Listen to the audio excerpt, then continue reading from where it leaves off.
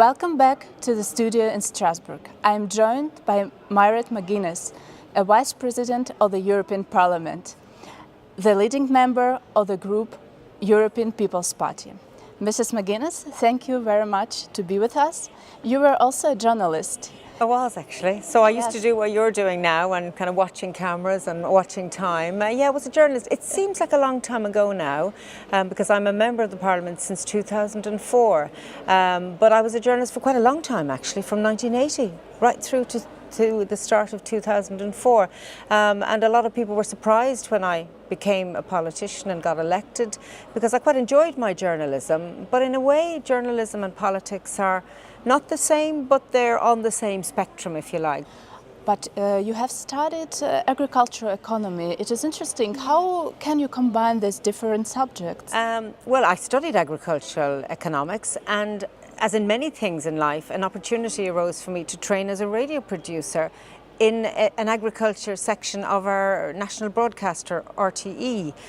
So I was always interested in journalism, and it was a great opportunity to have the skills of agriculture and the knowledge of economics, but be a broadcaster. So in a way I was lucky. I just managed to get a particular job at that time, got some training. I was a researcher. I worked in television and radio, but also I did a lot of writing for the national newspaper, the Irish Independent, and for the Irish Farmers Journal. And I worked on local radio. So I've had a very varied career, but I suppose I've seen a lot of things from a journalism point of view, and now I see them from a political perspective.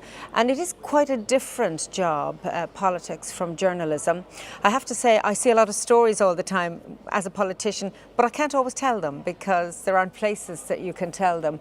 And it's quite frightening when you make a transition from one career to another. But I'm here in the Parliament now a number of years, and I must say, I think it's a huge honour to be elected. Have you ever thought about giving up? And what was your motivation? I don't give up easily. I'm quite driven, I suppose, personally, and I'm a great believer, particularly if you are elected, that you should embrace the opportunity. I mean, it's a big honour for people to actually say they support you in a job. So I'm not going to let people down. So I would never give up. I mean, there are moments, and I'm sure for you also, there are moments in all of our lives and in our jobs where you think, oh no, I want to go back and I'm worried and I'm not happy. And I think there are a lot of moments here in this Parliament where we deal with stressful situations, and there's a lot of conflict sometimes in the chamber. And I think there are levels of anger in political debate, even between members of Parliament, but also between the public and ourselves, that I find sometimes I'm quite uneasy about, and I might like to retreat home. But for all of those difficulties, there's a huge opportunity in this job as well. Especially for women, is it really challenging? What do you think? Should we also empower women in politics to be politically active? And how is it possible? Yeah, big question. I suppose it's interesting. In my career as a journalist, I worked mainly in an area where it was men, because it was agriculture. So I really didn't fully see that there were so few women in politics. I didn't stand back enough. But clearly in agriculture, women are very involved, but they're not visible.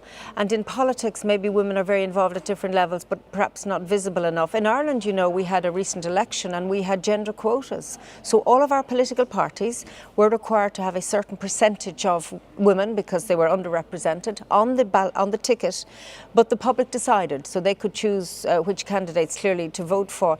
And it has resulted in an increased representation of women. I think change will be very slow, and hopefully in the future we will not need gender quotas to have equal or appropriate representation. I think politics isn't always attractive for both men and women, but I think women might be put off by some of the things that surround political life, like the hours, like the unfriendly family circumstances, like being away from home. But it also impacts on men as well, and I think they share those concerns. I just think it's healthy to see more men and women. I'm not sure that anything will be better, but I think it represents society better. Thank you very much to be with us and for this interesting interview. Well, thank you for taking the time to chat to me. It's really interesting. I hope you've enjoyed it too.